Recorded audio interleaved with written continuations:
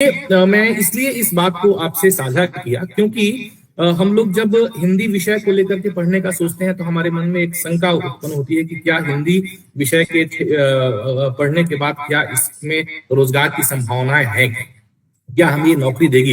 एक हम कह सकते हैं कि एक मेंटल ब्लॉक भी निरंतर चलता है विश्वविद्यालयों में, कॉलेजों में। एक तो कहते हैं कि नहीं, हिंदी ज्यादातर लड़कियां हिंदी भाषा लेकर के पढ़ती हैं, लड़के तो विज्ञान और अन्य भाषाओं की तरफ और टेक्नोलॉजी भाषा की तरफ चलते हैं, पढ़ते हैं। दूसरी बात, हिंदी पढ़ ले तो इसमें हमें कोई रोजगार नहीं मिलने वाला है। तो आज मैं इस सत्र के माध्यम से इस मिथक को तोड़ने का प्रयास करूंगा और मैं एक सूची आपके समक्ष मैं लेकर के आया हूं जिसमें हम लोगों ने सरकारी और गैर सरकारी निजी क्षेत्रों में लगभग 114 पदों का हमने एक तरीके से एक सूची बनाया हुआ है कि इतने सारे पदों में, और इसमें लगभग 15 अलग अलग सेक्टर है जिसमें कि हिंदी विषय से पढ़ करके केवल इसलिए आपको उसमें रोजगार मिलेगा क्योंकि आपने हिंदी विषय से पढ़ाई की।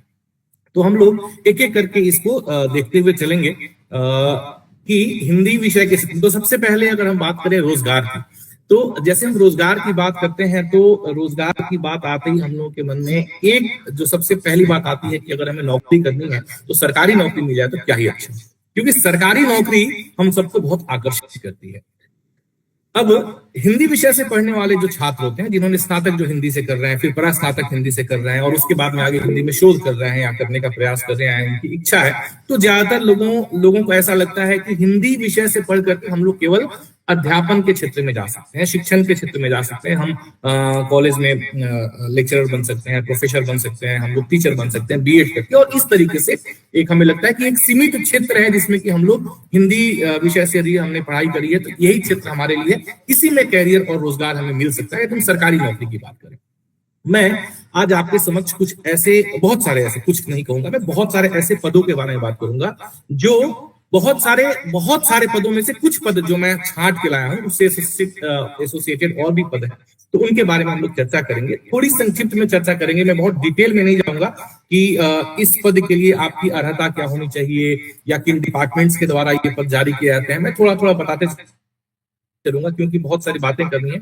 आगे फिर कभी मौका मिला तो हम लोग स्पेसिफिक, जैसे सरकारी क्षेत्र में अगर आपको रोजगार चाहिए, हिंदी विषय से यदि आप पढ़ाई कर रहे हैं तो आपके लिए और आगे क्या स्पेसिफिक क्वालिफिकेशन यदि आप ले लेते हैं तो निश्चित तौर पे आपको इसमें रोजगार मिल जाने की संभावना है। इसको हम बात आगे फिर कभी कर सकते हैं। तो सबसे पहले हम समूह ए, जिसको हम लोग ग्रुप ए पोस्ट बोलते हैं, केंद्र सरकार में कि अगर हम वेतनमान की बात करें, पे स्केल की बात करें। अब उमेश जी एक बार कंफर्म कर देंगे, मेरी स्क्रीन साफ दिख रही है और ये भी कि मेरी आवाज क्लियर आ रही है? जी हाँ, स्क्रीन और आवाज दोनों साफ, हाँ जी क्लियर है। लेकिन जहां तक मुझे लग रहा है कि शायद मेरा स्लाइड शो नहीं हो रहा है, केवल मेरी स्लाइड्स दिख रही हैं। उसको स्लाइड शो, आपका स्लाइड देख पा रहे हैं, हम देख पा रहे हैं स्लाइड्स भी, बहुत बढ़िया।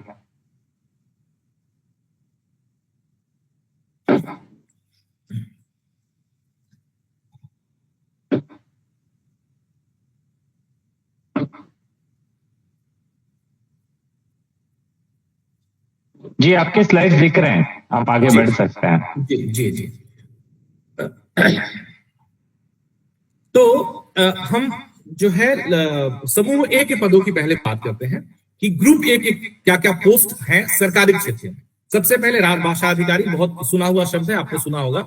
अब राजभाषा अधिकारी कहाँ कहाँ आपको मिलेंगे सरकारी क्षेत्र में? आपको बैंकों में मिलेंगे, जितने भी पीएसयूज है वहां पे मिलेंगे, जितने भी आपके केंद्र सरकार की जितनी भी सरकारी कंपनियां हैं, सरकारी उपक्रम है, वहां पे मिलेंगे, जितने भी ऑर्गेनाइजेशंस जो केंद्र सरकार के वहां पे मिलेंगे, जितने भी अंडरटेकिंग्स हैं आपको वहां पे मिलेंगे, जितने भी ट्रस्ट केंद्र सरकार के हैं वहां पे। तो ये जितनी भी संस्थाएं केंद्र सरकार की हैं वहां पे राजभाषा अधिकारी का पद सृजित है, जो कि ग्रुप ए का पद होता है। उसके अतिरिक्त बैंकों में, स्पेसिफिक बैंकों में और इंश्योरेंस कंपनियों में सहायक प्रबंधक, जिसको कि हम लोग असिस्टेंट मैनेजर राजभाषा के नाम से जानते हैं, ये पद वहां पे होता है।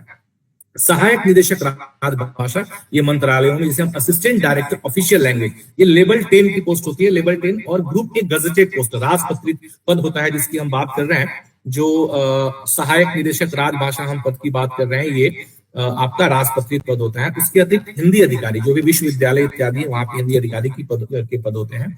बहुत सारे मंत्रालयों में अवर सचिव यानी कि अंडर सेक्रेटरी ऑफिशियल लैंग्वेज या फिर अंडर सेक्रेटरी लैंग्वेज भाषा के पद होते हैं। सहायक अनुसंधान अधिकारी, असिस्टेंट रिसर्च ऑफिसर के पद आपको मिलेंगे। अगर सहायक अनुसंधान अधिकारी के पद की यदि हम बात करें तो मिनिस्ट्री ऑफ होम अफेयर्स के अंतर्गत ये पद आपको मिलेंगे राजभाषा विभाग में। वरिष्ठ अनुसंधान अधिकारी के पद यूपीएससी के अंतर्गत, और बहुत सारे जो जैसे एनडीए है, यूपीएससी है, एसएससी है, तो ऐसे सारे डिपार्टमेंट्स में आपको वरिष्ठ अनुसंधान अधिकारी भाषा यानी कि सीनियर रिसर्च ऑफिसर लैंग्वेज या लैंग्वेज मीडियम, इस तरह के पद आपको मिलेंगे। इसके साथ में सहायक रजिस्ट्रार भाषा, बहुत सारे विश्वविद्यालय जो है वे सहायक रजिस्ट्रार के नाम से ये पोस्ट निकालते हैं, लैंग्वेज या फिर ऑफिशियल लैंग्वेज। इसके साथ साथ में इंटरप्रेटर जो एक पद होता है, जिसे हम लोग भाषांतरकार कहते हैं, या इसे हम लोग सामान्य भाषा में दुभाषिया भी कहते हैं। लोकसभा या राज्यसभा में यदि आप देखते होंगे कि जहां पे जब हमारे माननीय सांसद महोदय या जो हमारे जनप्रतिनिधि है वे वहां पे बात करते हैं तो उनके कान में बड़े बड़े हेडफोन लगे होते हैं, ऐसा आपने देखा होगा। तो आपको शायद कभी कौतूहल भी हुआ होगा क्यों लगा होता है। तो इसलिए होता है क्योंकि जिस भाषा में भी वो सुनना चाहते हैं, जैसे कोई हमारे मंत्री महोदय हैं, वे मान लीजिए कि तमिल में बात कह रहे हैं या इंग्लिश में कह रहे हैं या तेलुगु में, किसी भी भाषा में कह रहे हैं, और दूसरे जो सदस्य हैं वे उसे हिंदी में या किसी अन्य भाषा में सुनना चाहते हैं, तो इसके लिए एक लाइव इंटरप्रिटेशन की आवश्यकता होती है। तो इसके लिए लाइव मतलब इसके लिए इंटरप्रेटर की जो पद है वे लोकसभा में और राज्यसभा में सृजित किए गए हैं। वह लेवल 10 का वेतनमान जो 5400 ग्रेड पे जिसको बोलते हैं ग्रुप ए का पोस्ट है, तो वो पद आपके लिए है। इसके अतिरिक्त संसदीय रिपोर्टर, जिन लोगों की स्टेनोग्राफी में अच्छी स्पीड है उनके लिए संसदीय रिपोर्टर के पद होते हैं। क्षेत्रीय भाषाई शोधकर्ता जो है इसके पद सृजित किए गए हैं। लिंग्विस्टिक एनालिस्ट, यूपीएससी और ऐसे संस्थानों में लिंग्विस्टिक एनालिस्ट लेवल 13 का पोस्ट होता है। लेवल 13 का पोस्ट मतलब लेवल 10 से अगर हम देखें तो ग्रुप ए की शुरुआत होती है सेंट्रल गवर्नमेंट की बात करें तो लेवल 13 का पोस्ट लिंग्विस्टिक एनालिस्ट होता है। सहायक प्रशासनिक अधिकारी, आज एम्स जम्मू ने सहायक प्रशासनिक अधिकारी हिंदी इस पद नाम से राजभाषा के लिए पद निकाला है। Assistant administrative officer Hindi level 8 में, प्रशासनिक अधिकारी हिंदी के भी पद कई सारे जगह निकाले जाते हैं। तो इस तरीके से आपने देखा। अच्छा, सामान्य तौर पे जो ग्रुप ए के पोस्ट होते हैं इनमें आपको एक्सपीरियंस मांगता है, मतलब अनुभव चाहिए होता है। अनुभव कहाँ किस क्षेत्र में चाहिए होता है, तो या तो आपके पास अनुभव अनुवाद के क्षेत्र में आपका अनुभव हो, या तो फिर आपके पास शिक्षण के क्षेत्र में अनुभव। यदि आपने कहीं शिक्षण का कार्य किया है, मतलब अध्यापन का कार्य किया है, तो उस क्षेत्र में अनुभव हो तो वो अनुभव भी आपके काम यहाँ पे आ जाता है। तो कहीं 3 साल, कहीं 5 साल, कहीं 7 साल, तो अलग अलग पद के अनुसार अलग अलग अनुभव की अर्हता आपसे रखी जाती है। साथ में अगर एजुकेशनल क्वालिफिकेशन की बात करें तो यहाँ पे एक बात जो मैं कहना चाहूंगा कि जो भी भाषा और हिंदी के क्षेत्र में इस तरह के पद निकलते हैं, यहाँ पे हिंदी और अंग्रेजी इन दोनों भाषाओं का ज्ञान आपके लिए जरूरी है, क्योंकि इन सभी पदों के साथ में अनुवाद एक अनिवार्य आवश्यकता है। मतलब इन पदों की जिम्मेदारियों में कि आपको अनुवाद के तौर पे या वेटर के तौर पे आपको वहां पे कार्य करना है। तो यदि अनुवाद की हम बात करें तो हिंदी से इंग्लिश या इंग्लिश से हिंदी के अनुवाद की बात होती है, और ऐसी स्थिति में दोनों भाषाओं के ऊपर आपकी पकड़ होनी चाहिए। तो यदि आपने मान लीजिए कि हिंदी विषय से अपना स्नातकोत्तर की डिग्री यदि आपने ली है, तो स्नातक स्तर पे आपने या तो किसी एक मतलब या तो हिंदी इंग्लिश एक विषय के रूप में पढ़ा हो या अंग्रेजी माध्यम से आपने अपना स्नातक किया हो। तो इस तरीके से जो एलिजिबिलिटी क्राइटेरिया होते हैं, परंतु अगर आपने हिंदी में पढ़ाई करी है तो ये सारे पद ग्रुप ए के आपके लिए ओपन है। ग्रुप बी और सी के पदों की बात करें तो इनकी सूची भी बहुत बड़ी है। जैसे इसमें एक सबसे ज्यादा जो पद निकलते हैं अनुवाद अधिकारी, जिस पद पे मैं हूँ, ये लेवल 6 का पद होता है, ग्रुप बी का पोस्ट होता है। और ये सभी मंत्रालयों में, सभी अधीनस्थ कार्यालयों में ये पद सृजित किया गया है। और अभी जिस तरीके से हम लोग निरंतर हिंदी भाषा और राजभाषा, विशेषकर यदि मैं बात करूं तो राजभाषा के कार्यान्वयन की बात करते हैं, तो ऐसी स्थिति में अनुवाद अधिकारी के पद बहुत महत्वपूर्ण हो गए हैं। यदि हम लोग राजभाषा संबंधी संवैधानिक प्रावधानों की भी बात करें तो उसमें भी अनुवाद को लेकर के एक बहुत ही विस्तृत बात की गई है, बहुत ही विस्तृत योजना दी गई है। जैसा कि आप सब जानते होंगे कि हाई कोर्ट्स में और उसके अतिरिक्त संसद में, विधानसभाओं में, विधानमंडलों में यहाँ की जो भी कार्यवाही है उनके लिए उनका विभाषीकरण करना बहुत जरूरी है। राजभाषा अधिनियम 1963 की धारा 3(3) में ऐसे 14 दस्तावेजों के नाम है जिनका द्विभाषीकरण, तो ये सारी चीजें हैं। तो इसके लिए अनुवाद अधिकारी का पद निरंतर सृजित हो रहा है और निरंतर इन पदों की मांग बढ़ती चली जा रही है। इसके लिए यदि आपने अपना मास्टर्स हिंदी में किया हुआ है और अंग्रेजी आपने एक विषय के रूप में अपने स्नातक स्तर पर पढ़ा है या वाइस वर्सा, यानी कि अंग्रेजी से आपने किया है और हिंदी आपने स्नातक स्तर पर पढ़ा है, तो ऐसी स्थिति में आप इसके लिए पात्रता रखते हैं और इसके साथ में आपको इसके लिए एक अनुवाद का डिप्लोमा या कोई भी सर्टिफिकेट कोर्स करना होता है, तो आप अनुवाद अधिकारी पद के लिए योग्य हो जाते हैं। इसी पद को कहीं कहीं इसका पदनाम कनिष्ठ अनुवादक भी होता है और कहीं कहीं पे इसका पदनाम कनिष्ठ अनुवाद अधिकारी, जिसको जूनियर ट्रांसलेशन ऑफिसर इस तरीके से कहा जाता है। इसके अतिरिक्त जो सैन्य सेवाएं हैं जैसे आईटीबीपी है, बीएसएफ है, सीआरपीएफ है, सीआईएसएफ है, वहां पे यही पद इंस्पेक्टर ऑफिशियल लैंग्वेज के नाम से हो जाता है, इसको हम लोग निरीक्षक राजभाषा कहते हैं। अभी आईटीबीपी इंडो तिब्बतन पुलिस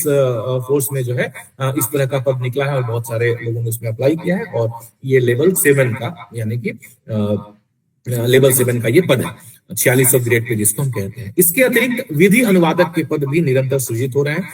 जितने भी हाई कोर्ट्स हैं, उच्च न्यायालय हैं, वहां पे विधि अनुवादक के पद आ रहे हैं। उसके अतिरिक्त जो भी विधि मंत्रालय है, चाहे वो केंद्र का जो विधि मंत्रालय है, वहां पे एक विधि अनुवाद के लिए अलग से सेक्शन बना हुआ है, तो वहां पे विधि अनुवादकों की मांग है, वहां पे पद सृजित हो रहे हैं।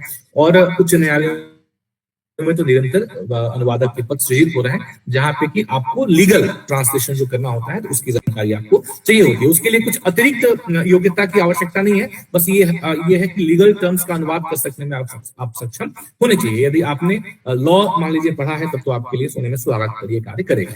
तो विधि अनुवादक के पद होते हैं। प्रूफ रीडर के पद जो है ये सृजित होते हैं और इसके लगातार नोटिफिकेशन आते रहते हैं। संपादक, उप संपादक के पद लगातार आते हैं।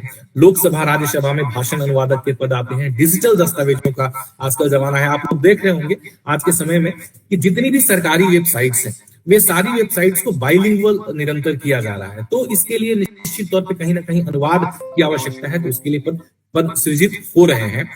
सरकारी पोर्टल सामग्री लेखक, आशुलिपिक, हिंदी सहायक, हिंदी टाइपिस्ट, तो इस तरह के तमाम ग्रुप बी और ग्रुप सी के जो पद हैं वे सरकारी क्षेत्र में आपके लिए खुले हुए हैं। तो मैं कह रहा हूं कि अभी तो जो बहुत सारे पद हैं जो लगातार निकलते रहते हैं, उनमें से कुछ जो महत्वपूर्ण पद हैं उनकी सूची बना करके मैंने आपके सामने प्रस्तुत करा है। ये पूरा इससे और भी सूची में जो सूची मैंने आपको दिखाया, इसमें और भी बहुत सारे पद हैं, बट समय को ध्यान में रखते हुए सभी पदों के बारे में बात करना संभव नहीं है। लेकिन एक बात मैं कहना चाहता हूं कि यदि आपको सरकारी क्षेत्र में सरकारी नौकरी करनी है, रोजगार के नाम पे कि नहीं सरकारी नौकरी किया तभी रोजगार होगा, तो ऐसी स्थिति में उमेश जी, जब मैंने स्लाइड चेंज किया समूह बी और सी, तो दिखा ना आप लोगों को? नहीं, बी मुझे ऐसा लग रहा है कि शायद नहीं, स्लाइड चेंज नहीं दिखा सर। हाँ जी, वो चेंज मतलब ये शेयर, ओके, मैं अब दिखने लगा सर। नहीं वो क्योंकि मैंने 2 उससे किया है तो इसलिए मुझे तो समझ में आ रहा है। चलिए मैं इंटायर स्क्रीन करके कर देता हूं तो शायद हो जाएगा।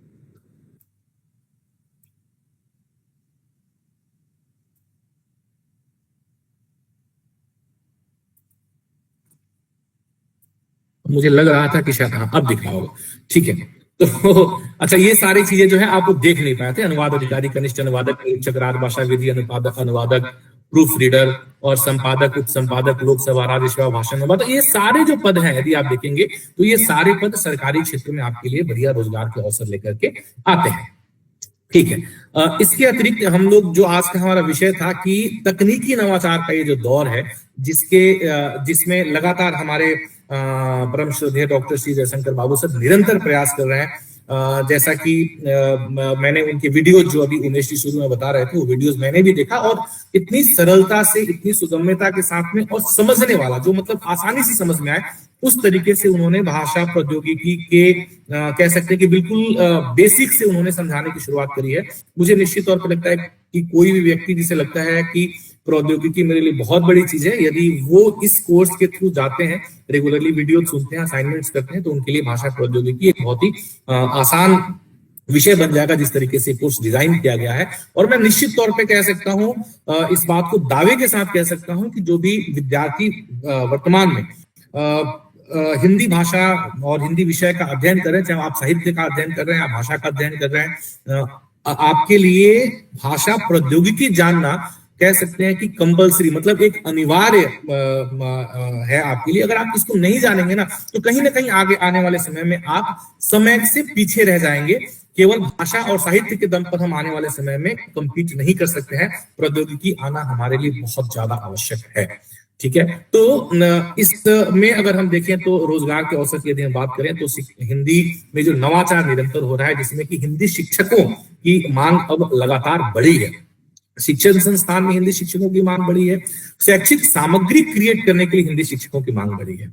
मेरे एक मित्र हैं, मित्र मतलब उनका अभी अभी चयन हुआ है, वो भी अनुवाद अधिकारी के तौर पर चयनित हुए हैं। तो वे एक ऑनलाइन, जो आजकल बहुत सारी ऑनलाइन जो एजुकेशन पोर्टल्स, जिनको हम लोग एडटेक या एडुटेक के नाम से जानने लगे हैं, जैसे उदाहरण के तौर पे बैजूस का एक बहुत बड़ा नाम आपने सुना होगा, और इस तरीके से बहुत सारी कंपनियां हैं, अनअकैडमी है और बहुत सारी कंपनियां। तो ऐसे ही एक किसी एडुटेक कंपनी के लिए वे काम कर रहे थे। तो उनका काम क्या था कि जो भी, क्योंकि जब एडटेक कंपनियां काम कर रही हैं और किसी भी एक जगह पे एक शहर में बैठ करके पूरे देश में वो लोग इस अपनी शिक्षा को पहुंचा रहे हैं, तो मतलब क्या है कि वैसे छात्र जो इंग्लिश मीडियम से पढ़ रहे हैं उनके लिए भी वो शिक्षा उपलब्ध होनी चाहिए, और वैसे छात्र जो हिंदी मीडियम से पढ़ाई कर रहे हैं, जो इंग्लिश में इतने कंफर्टेबल नहीं है, उन तक भी वह कंटेंट और वो शिक्षा पहुंचनी चाहिए। तो इंग्लिश में जो कंटेंट है उसका हिंदी अनुवाद करना या उसे हिंदी क्रिएट करना या उसे हिंदी में ही बनाना, ये एक आवश्यकता है। इसके लिए शैक्षिक सामग्री क्रिएट करने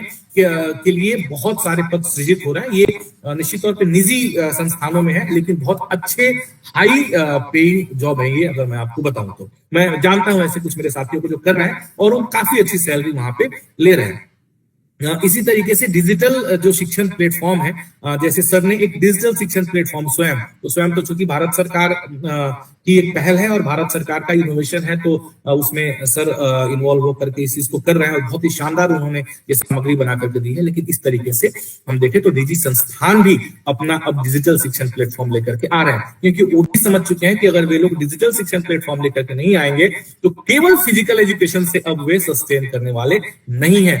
फिजिकल के साथ साथ में डिजिटल एजुकेशन उनको प्रोवाइड करना जरूरी होगा। और जब बात डिजिटल एजुकेशन प्रोवाइड करने की आएगी, हिंदी को आप छोड़ नहीं सकते हैं, है ना। हमारे देश में सबसे बड़े वर्ग के द्वारा बोली जाने वाली भाषा हिंदी है, सबसे वर्ग के द्वारा समझी जाने वाली भाषा हिंदी यदि हम बात करें तो है हमारी राजभाषा हिंदी है। और हम कह सकते हैं कि भारत की विभिन्न भाषाओं के बीच में एक सेतु के तौर पे, एक पुल की तरह काम करने वाली भाषा हिंदी है, तो उसे तो आप साइड कर ही नहीं सकते। तो यहाँ पर भी आपके लिए पदों का सृजन बहुत तेजी से अब हो भी रहा है और आने वाले भविष्य में और भी तेजी से होने वाला है।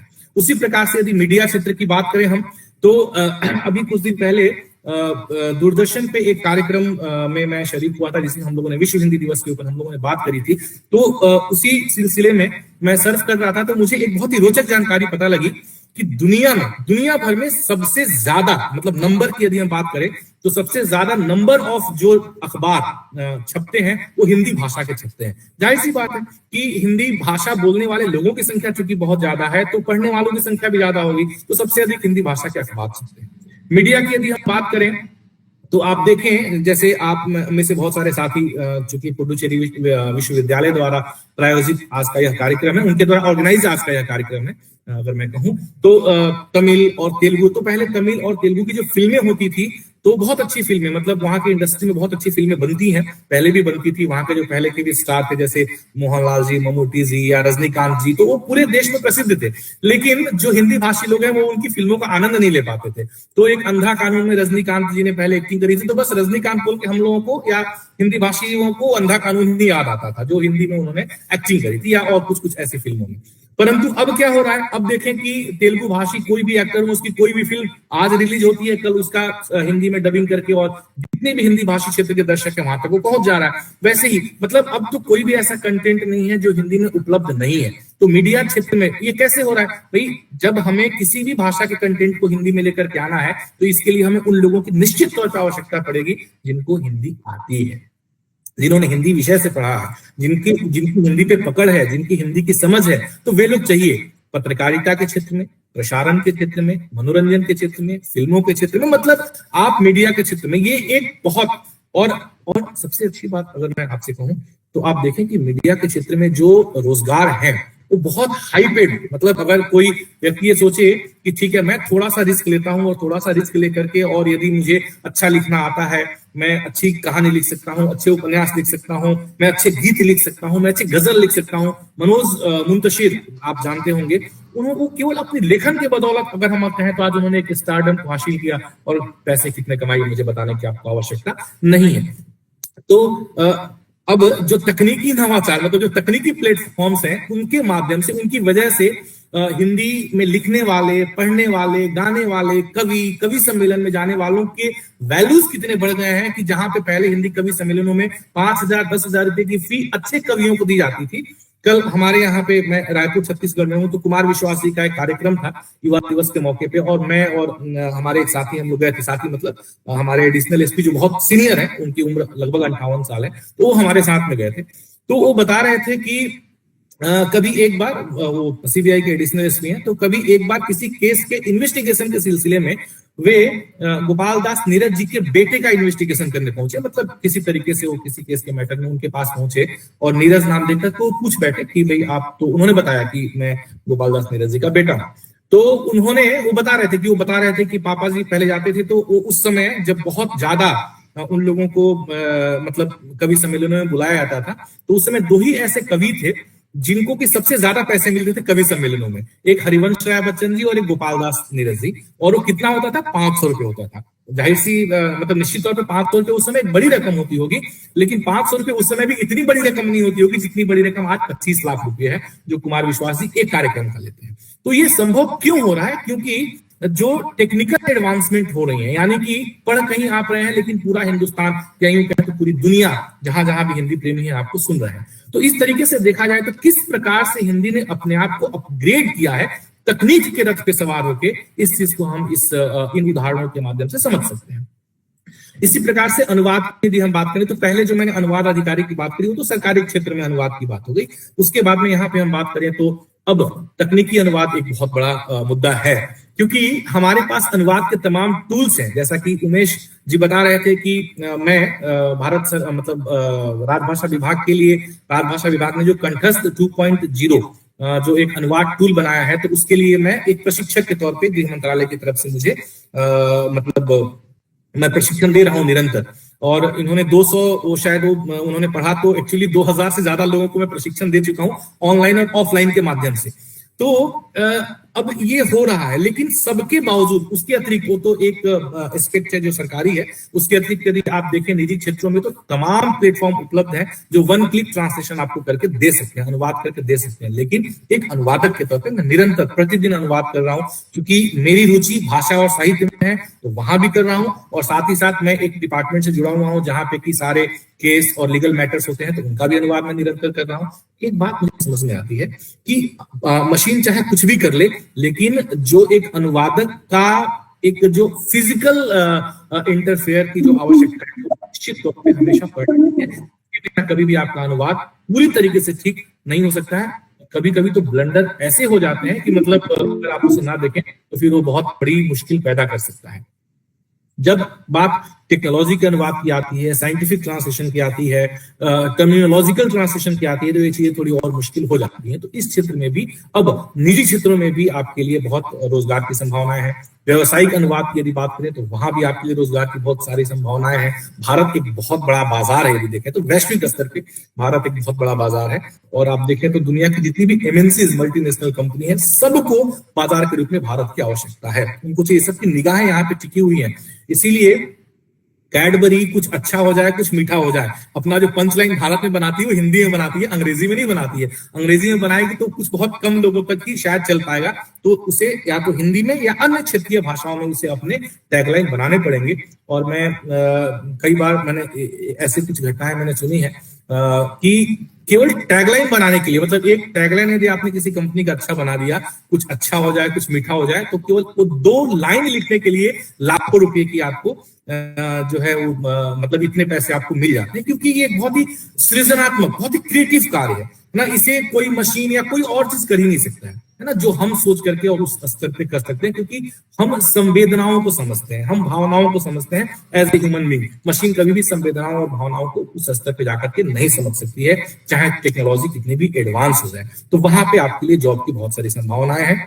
उसी प्रकार से भाषाई सेवाएं जो है, जैसे डबिंग हो गया या सब टाइटलिंग हो गया, है ना। आप देखिए जापानीज फिल्में हमारे यहाँ रिलीज हो जाती है, कोरियन फिल्में रिलीज हो जाती है ना, सभी फिल्में रिलीज हो रही हैं। जापानीज फिल्म चल रही है और उसमें सब टाइटल में इंग्लिश या हिंदी चल रहा है। हिंदी चल रहा है, जहां पे हिंदी दर्शक है वहां पे हिंदी चलेगा, जाहिर सी बात है। तो ये कौन कर रहा है? कोई ना कोई तो कर रहा है ना। अगर कोई भी नहीं करेगा, केवल मशीन के ऊपर छोड़ देंगे, तो वो गलत होगा, और वो जब गलत होगा तो फिर जो उसका उद्देश्य है वो कभी पूरा हो ही नहीं सकता है।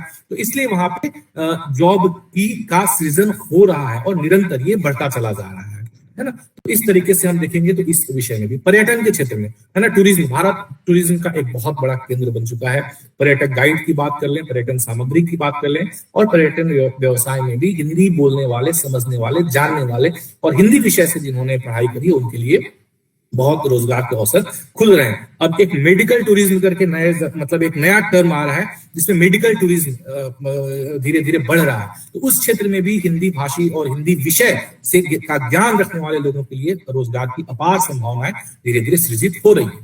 कॉर्पोरेट क्षेत्र में भी हिंदी का प्रयोग, है ना। कस्टमर केयर में एकदम एक बेसिक की यदि हम बात करें तो कस्टमर केयर, क्योंकि जो हिंदी भाषी क्षेत्र के लोग हैं उनके लिए आप देखें तो ये सेल्फ एक्सप्लेनेटरी है, इसमें मुझे कुछ बहुत ज्यादा एक्सप्लेनेशन करने की आवश्यकता नहीं है।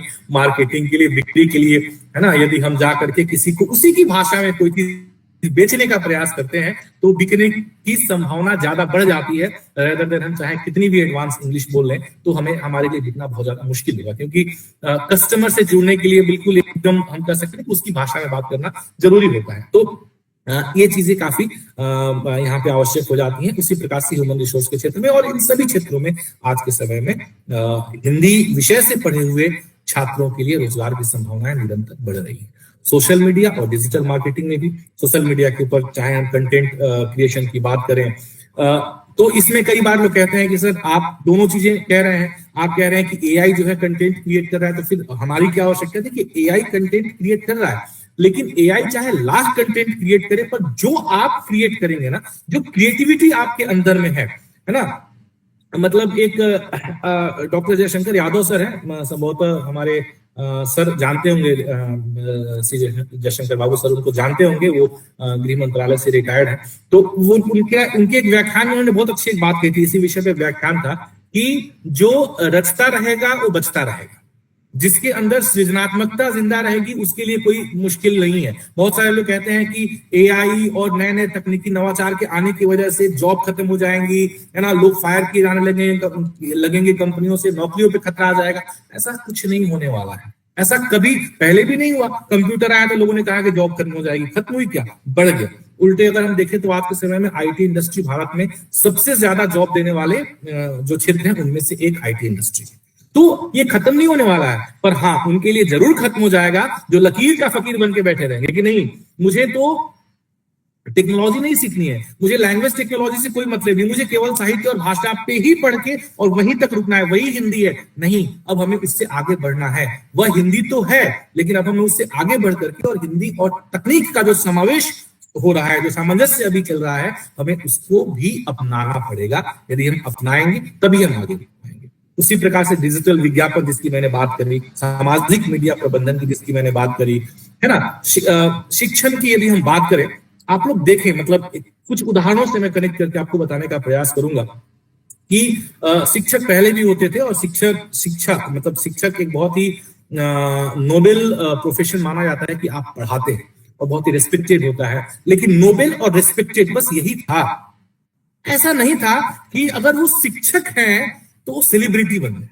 अगर वो शिक्षक हैं तो उनको मिलने के लिए मतलब लाखों की भीड़ आ जाए और उनको सुनने के लिए लोग, मतलब एकदम ऐसा पागलपन वो केवल और केवल फिल्म स्टार्स के लिए होता था, क्रिकेटर्स के लिए हमारे देश में इन दो लोगों के लिए होता था और राजनेताओं के लिए होता था। आज के समय में देखिए, आज के समय में शिक्षक इस तकनीकी नवाचारों की वजह से स्टार बन गए हैं, सेलिब्रिटी बन गए हैं। यदि हमारे जो बड़े बड़े शिक्षक हैं जिनकी बात करें, हिंदी भाषा में जो पढ़ाते हैं, जैसे विकास दिव्य कीर्ति जी हैं, या जैसे हमारे पटना वाले खान सर हैं, या जैसे हमारे इलाहाबाद के अलख पांडे जी जो फिजिक्स वाला चलाते हैं वे हैं, या इस तरह के यदि आप शिक्षकों की बात करें तो केवल हिंदी भाषा की वजह से, है ना, अगर अलख पांडे वही फिजिक्स जो पढ़ाते हैं अगर अंग्रेजी भाषा में यूट्यूब पे पढ़ा रहे होते ना तो वो जहां पहुंचे हैं कहीं नहीं पहुंच सकते। यदि खान सर वही चीज अंग्रेजी भाषा में पढ़ा रहे होते नहीं पहुंच सकते थे। तो क्योंकि उन्होंने इस भाषा के माध्यम से और तकनीक के माध्यम से उन्होंने अपने आप को आगे बढ़ाया, एक शिक्षक होते हुए आज उनको एक सेलिब्रिटी की हैसियत प्राप्त है।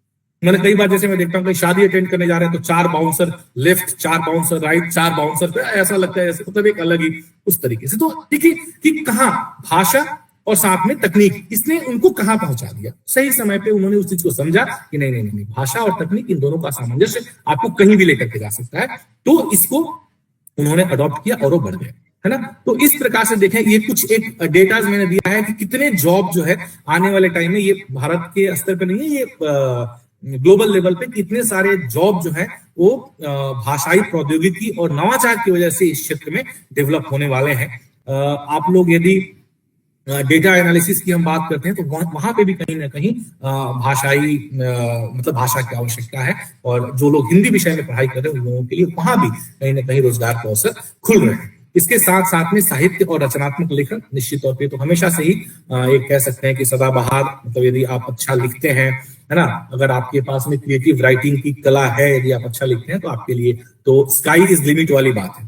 ठीक है, आप मतलब पहले ये जो अच्छा लिखते थे, जिनके अंदर क्रिएटिव राइटिंग की कला थी, तो उनके लिए केवल एक ही था कि चलो अगर हमें अपनी कहानियों को मीडिया और लोगों के माध्यम मतलब लोगों तक पहुंचाना है तो उसके लिए एक मुंबई एक माध्यम है, मुंबई गए और वहां से। अब तो ऐसी कोई बात ही नहीं।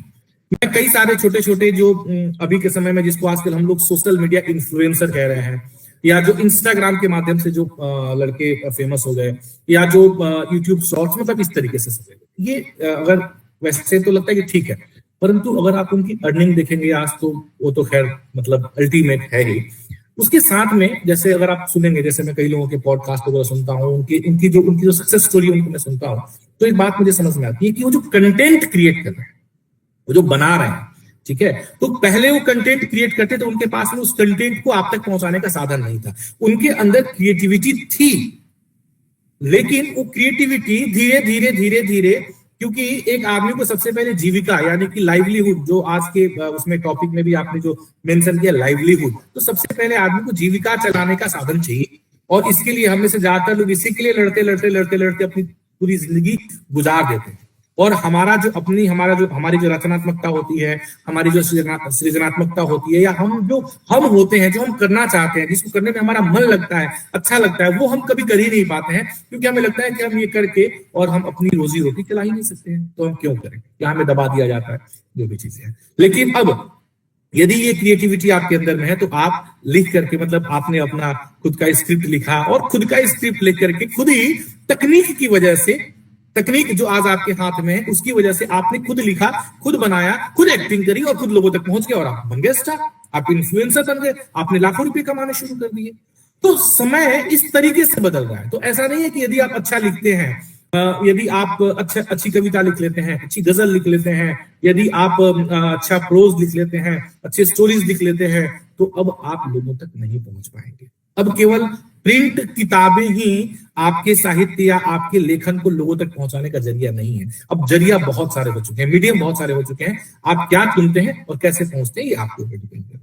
तो इस क्षेत्र में भी अब अपार संभावनाएं है रोजगार के लिए। व्यवसायिक लेखन और सामग्री विकास निश्चित तौर पर यह है। और इसके बाद में जो ई दुनिया है, नई दुनिया को मैं नई दुनिया और ई दुनिया, इन दोनों को अगर हम फ्यूज करें तो नई दुनिया को मैं ई दुनिया के मतलब ऐसा मैंने कहने का प्रयास किया है। तो ई दुनिया में जो है वहां जो रोजगार के अवसर, अब मतलब जो हमने बातें करी कि तकनीकी नवाचार के क्षेत्र में ई दुनिया में रोजगार के क्या अवसर हैं। आर्टिफिशियल इंटेलिजेंस की वजह से ऐसा लग रहा है कि क्या आर्टिफिशियल इंटेलिजेंस आने की वजह से रोजगार खत्म हो जाएंगे, हिंदी वालों के खत्म हो जाएंगे? बिल्कुल खत्म नहीं होंगे, है ना, क्योंकि आर्टिफिशियल इंटेलिजेंस मॉडल्स को भी अब हिंदी वालों की बहुत ज्यादा आवश्यकता है, क्योंकि अभी भी हमें ऐसे बहुत सारे एआई मॉडल्स की आवश्यकता है जो हिंदी में उतने ही सशक्त, उतने ही सक्षम, उतने ही प्रखर हों जितने इंग्लिश के मॉडल हैं। हमें भी तो लगता है ना कि अगर मैंने कहा अंग्रेजी मॉडल से, एआई मॉडल से अगर मैंने कहा चैट जीपीटी या किसी भी मॉडल से कि please give me a 200 words paragraph on women empowerment in India, something like that, हमने कहा तो उसने हमें एकदम बढ़िया शानदार से हिंदी में लिख के दे दिया। और वही चीज मैंने उससे यदि हिंदी में कहा कि मुझे नारी सशक्तिकरण के ऊपर 200 शब्दों का एक पैसेज लिख करके दे, तो उसने लिख करके तो दिया, सक्षम तो है, लेकिन ऐसा लगता है कि नहीं वो उस स्तर पर अभी नहीं आया है। तो उस स्तर तक उठाने का, इसे ले जाने की जिम्मेदारी किसके ऊपर है? ये हम हिंदी भाषियों के ऊपर है ना। अंग्रेजी वालों ने प्रयास करके अपने को कहां लेकर के गए, तो क्या हम उनसे पीछे रहेंगे? नहीं, तो हम उनके साथ चलने के लिए हमारे ऊपर जिम्मेदारी है। तो जिम्मेदारी है तो जो लोग आगे आएंगे तो फिर वहां पे भी रोजगार के अवसर क्रिएट होंगे, है ना। तो इस तरीके से आप देखें, डेटा साइंस की मैंने बात आपको पहले बता दी। तो ये सारे जो क्षेत्र अब धीरे धीरे सृजित हो रहे हैं, वहां पे हिंदी विषय से पढ़ने वाले लोग, हिंदी भाषा पढ़ने वाले लोग, हिंदी विषय पढ़ने वाले लोगों के लिए अपार रोजगार की संभावनाएं खुल रही है। मतलब मैं जैसे ये जितने भी एस्पेक्ट्स मैंने आपको बताया ना, जितने भी एस्पेक्ट्स मैंने आपको बताया, इन सारे एस्पेक्ट्स के बारे में ना एक एक करके मेरे पास, जैसा मैंने आपको बताया कि मेरे पास पूरा का पूरा ये लिस्ट है, मैं बता सकता हूं, लेकिन क्योंकि समय की अपनी प्रतिबद्धता है, इसके लिए मैं सारी चीजें डिटेल में नहीं बता रहा हूं। नहीं तो जैसे कॉर्पोरेट क्षेत्र में हिंदी के लिए क्या क्या रोजगार की संभावना है, पूरी सूची हम लोगों ने बनाई है और निरंतर हम इसके ऊपर कार्य कर रहे हैं। ठीक है, तो इस तरीके से हमने देखा कि ई दुनिया में क्या क्या रोजगार के अवसर है, ये सारी चीजें खुल गई हैं। सरकारी क्षेत्रों में जो भी छात्र तैयारी कर रहे हैं, कि जो छात्र विश्वविद्यालयों में, कॉलेज में, यूनिवर्सिटीज में, तो हम लोगों ने, जैसा कि उमेश जी ने बताया था, हमारा एक अक्ष फाउंडेशन के नाम से यूट्यूब चैनल है और उसके माध्यम से जो भी जॉब आती है उसकी सूचना हम लोग देते हैं। या जैसे आप अनुवाद में या बाकी जैसे हिंदी और इंग्लिश में जो भी जिस तरह के प्रश्न पूछे जाते हैं, तो उनको लेकर के जो भी समस्याएं हैं उसको लेकर के हम लोगों ने प्रयास किया है, हम कुछ साथियों ने मिलकर के, कि जो हमारे छोटे भाई बहन हैं या जो साथी हैं जो आना चाहते हैं इस क्षेत्र में, उनको सही गाइडेंस मिले और वे ऐसा ना हो कि वो ये सोचे कि नहीं इस क्षेत्र में तो क्या होगा, हमें जाने की, हम इसमें जाकर के क्या करेंगे। हिंदी क्षेत्र में आप लेवल 6 पे अनुवादक के पद पे यदि आप ज्वाइन करते हैं, जैसे मैंने हिंदी के क्षेत्र में एज ए अनुवाद अधिकारी ज्वाइन किया, मैंने या हमारे साथी उमेश जी हैं, तो वहां से हमारे पास मौका है कि हम डायरेक्टर राजभाषा यानी कि निदेशक राजभाषा के पद तक पदोन्नति लेकर के, अगर हमारे पास एज और वो सारी चीजें जो बाकी क्राइटेरियाज है यदि हम फुलफिल कर रहे हैं, तो हम निदेशक राजभाषा इस पद तक पहुंच सकते हैं। मतलब स्टार्टिंग यहां से करके और हम निदेशक के पद तक जा सकते हैं। तो इस तरीके से तमाम संभावनाएं हैं, करियर की तमाम संभावनाएं हैं। तो इसमें जो भी साथी हिंदी विषय लेकर के पढ़ रहे हैं, उन्हें बिल्कुल ही ये सोचने की आवश्यकता नहीं है कि अगर मान लीजिए कि मुझे मैं लेक्चरर नहीं बन पाया, मैं असिस्टेंट प्रोफेसर नहीं बन पाया, मैं स्कूल में टीचर नहीं बन पाया, शिक्षक नहीं बन पाया, तो मेरे लिए कोई कैरियर नहीं है, सरकारी नौकरी मुझे नहीं मिल पाएगी। तमाम आपके लिए अवसर हैं, तमाम आपके लिए ऑप्शंस हैं, और कभी भी किसी भी तरह के आपको अगर ऐसा लगता है कि आपको कैरियर के लिए, हिंदी के क्षेत्र में कैरियर के लिए किसी भी तरह के मार्गदर्शन की आवश्यकता है, या आप कुछ जानना चाहते हैं, पूछना चाहते हैं, तो निश्चित तौर पर आप कभी भी हमें संपर्क कर सकते हैं, पूछ सकते हैं, कॉल कर सकते हैं। हम सब लोग मिल करके, और जैसे हमारे परम श्रद्धेय डॉक्टर सी जयशंकर बाबू सर हैं, तो जिस तरीके से एक ये मुहिम है कि नहीं, जो लोग हिंदी विषय में पढ़ाई कर रहे हैं, जो लोग हिंदी विषय को लेकर के आगे बढ़ रहे हैं, उन लोगों का भविष्य सुरक्षित हो, इसके लिए निरंतर हम लोग प्रयास कर रहे हैं। तो इन सारे अवसरों का आप लाभ उठाएं। और यहाँ पे आप लोग देख रहे होंगे कि मैंने बहुत सारी